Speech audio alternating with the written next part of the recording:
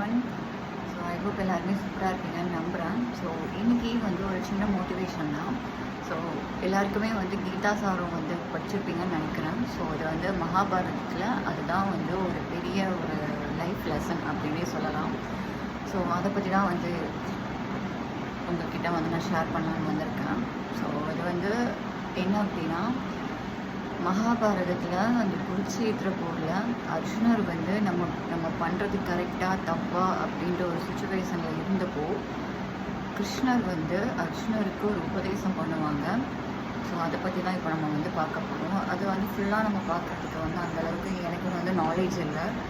அதுவே இப்போ வந்து நான் வந்து கற்றுக்கிட்டு தான் இருக்கேன். ஸோ அது என்ன அப்படின்றது, ஏன்னா அந்த ஒவ்வொரு லைனும் வந்து அந்தளவுக்கு வந்து ரொம்ப மீனிங்ஃபுல்லாக இருக்கும். என்னன்றதை பார்த்துலாமா? எது நடந்ததோ அது நன்றாக நடந்தது, எது நடக்கிறதோ அதுவும் நன்றாக நடக்கிறது, எது நடக்க இருக்கிறதோ அதுவும் நன்றாக நடக்கும். எதை இழந்தாய், எதற்காக நீ அழுகிறாய், எதை நீ கொண்டு வந்தாய் அதை நீ இழப்பதற்கு, எதை நீ படைத்திருக்கிறாய் அதை வீணாக்குவதற்கு, எதை எடுத்துக்கொண்டாயோ அது இங்கேயே எடுக்கப்பட்டது, எதை கொடுத்தாயோ அது இங்கேயே கொடுக்கப்பட்டது, எது இன்று உன்னுடையதோ அது நாளை மற்றவருடையதாகும், மற்றொரு நாள் வேறொருத்தவங்களுடையதாகும். இந்த மாற்றம் வந்து இதுதான் வந்து உலகத்தில் வந்து இந்த ஒரு இதுதான் வந்து இந்த மொத்த யூனிவர்ஸையும் வந்து கண்ட்ரோல் பண்ணிகிட்டு இருக்கு அப்படின்றது.